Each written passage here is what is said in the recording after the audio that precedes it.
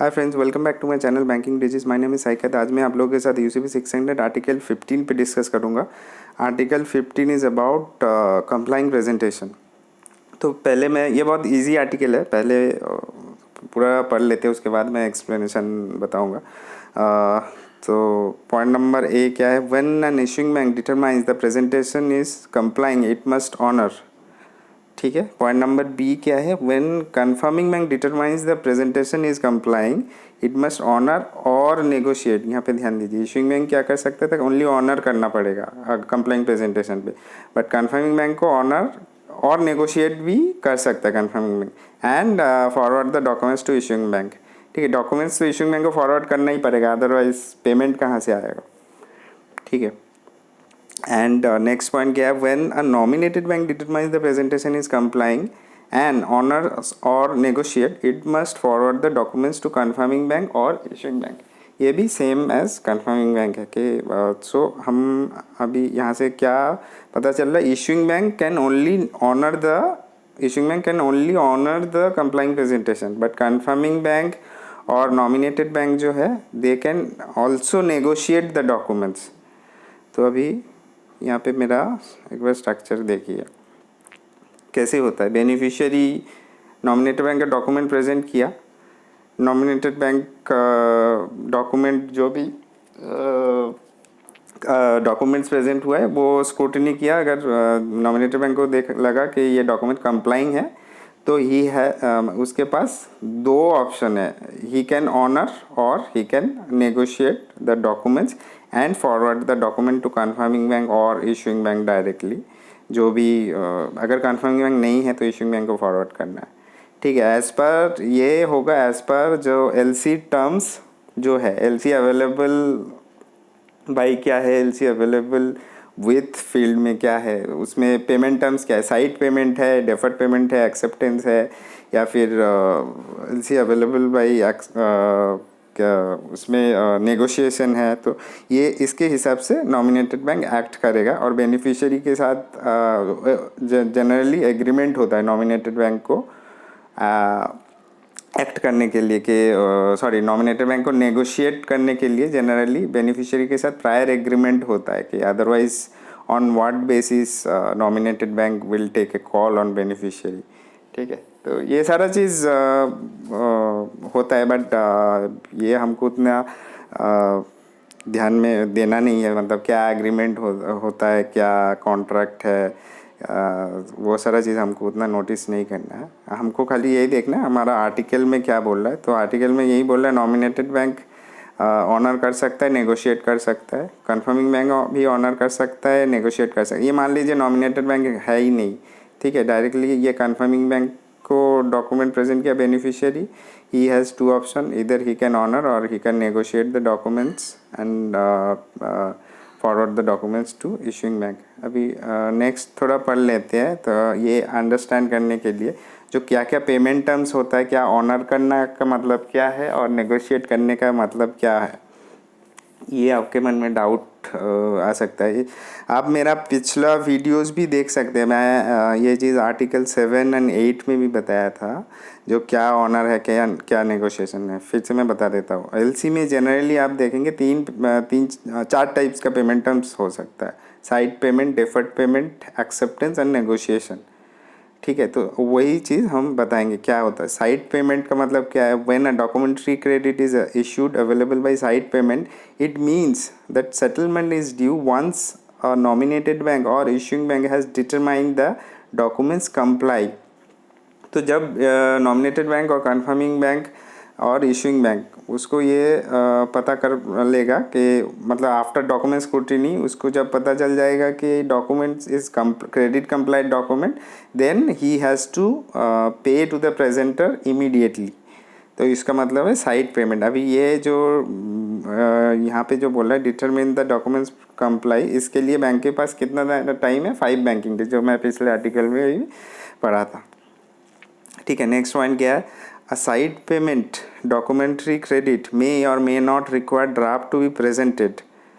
ठीक है, ये पॉइंट ध्यान दीजिए, इसमें ड्राफ्ट हो भी सकता है, नहीं भी हो सकता साइड पेमेंट डॉक्यूमेंट्री क्रेडिट में। because the draft may attract some stamp duty in some countries. A documentary credit may be issued without a requirement of draft. In most cases draft should not be necessary for this type of settlement. ठीक है, तो यहाँ पे बोल रहा है documentary जो stamp है ड्राफ्ट बनाने के लिए बहुत सारे कंट्रीज़ में बहुत ज़्यादा स्टैम्प ड्यूटी लगता है, तो इसीलिए बहुत सारा कंट्रीज़ ये ड्राफ्ट कॉल नहीं करता है. जनरली अगर LC available by side payment है उसमें ड्राफ्ट कॉल होता भी नहीं है, प्रोवाइडेड वो नेगोशिएशन नहीं होगा तो. ठीक है, तो ये उतना डिटेल्स में हमको जाना नहीं है अभी फ़िलहाल के लिए, वो बाद में देखेंगे. नेक्स्ट है क्या, डेफर्ड पेमेंट क्या है. Deferred payment, when a documentary credit is issued available by deferred payment, it means payment is not immediate. मतलब अभी साइड पेमेंट में जो पड़ा that is immediate और deferred payment is not immediate. इसमें सेकेंड पॉइंट क्या है, payment is at a time in the future determinable in accordance with the terms and conditions of the documentary credit.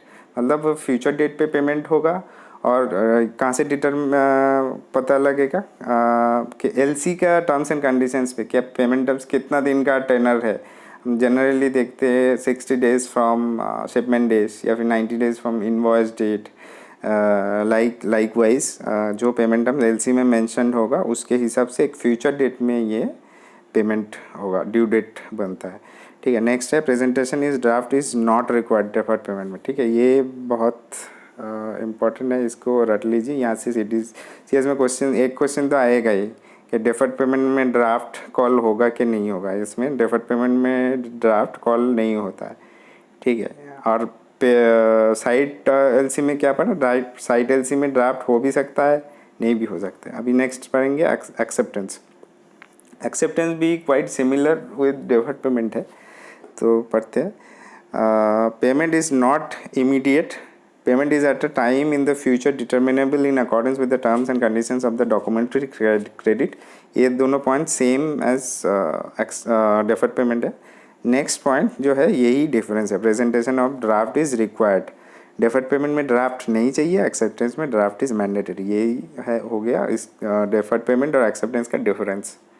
ठीक है, और कुछ भी डिफरेंस नहीं है. अभी पढ़ते हैं नेगोशिएशन. नेगोशिएशन के टॉपिक पे मैं पहले भी डिस्कस किया था आर्टिकल 2 का वीडियो पे, वो भी आप देख सकते हैं. फिर से मैं बताता हूँ. Negotiation means purchase by the nominated bank of drafts drawn on A bank other than the nominated bank. ये चीज़ ध्यान दीजिए, यहाँ पे बोल रहे हैं other than nominated bank. Draft nominated bank को ड्रॉ नहीं होगा.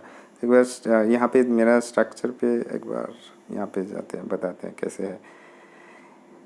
ये बेनिफिशियरी डॉक्यूमेंट प्रेजेंट किया नॉमिनेटेड बैंक को. नॉमिनेटेड बैंक अगर नेगोशिएट करना है तो उसको पहले ये देखना है जो ड्राफ्ट कॉल किया है एलसी में वो that is drawn on issuing bank और कन्फर्मिंग बैंक.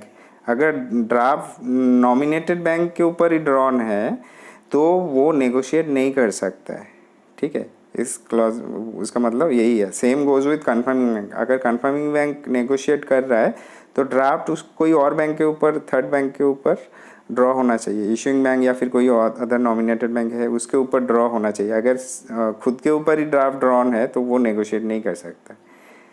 ठीक है, तो नेक्स्ट चलिए. इसके बाद क्या बोल रहा है, negotiation means purchase by the nominated bank of drafts drawn on a bank other than the nominated bank and और डॉक्यूमेंट्स. मतलब ड्राफ्ट अगर नहीं होगा तो documents under a complying presentation by advancing or agreeing to advance funds to the beneficiary on or before the banking day on which reimbursement is due to the nominated bank. तो इसका मतलब क्या है, अगर complied credit complied document present किया है तो negotiation का मतलब क्या है, जो नॉमिनेटेड बैंक या फिर कंफर्मिंग बैंक वो उसको एडवांस में पेमेंट करेगा या फिर ऐसा भी हो सकता है कि अंडरटेकिंग एक इशू कर देगा कि वो एक फ्यूचर डेट में पे करेगा कोई भी ऑन और बिफोर द ड्यू डेट. तो वो हो गया आपका नेगोशिएशन. नेगोशिएशन का मतलब ये आप ध्यान दीजिए कि ओनली पेमेंट पहले, मतलब इन एडवांस पेमेंट करना नहीं है. वो अगर कोई एक अंडरटेकिंग भी इशू कर सकता है या फिर एक्सेप्टेंस भी इशू कर सकता है कि जो ड्यू डेट है उससे उस डेट को या फिर उससे पहले वो पेमेंट करेगा. That is also called negotiation.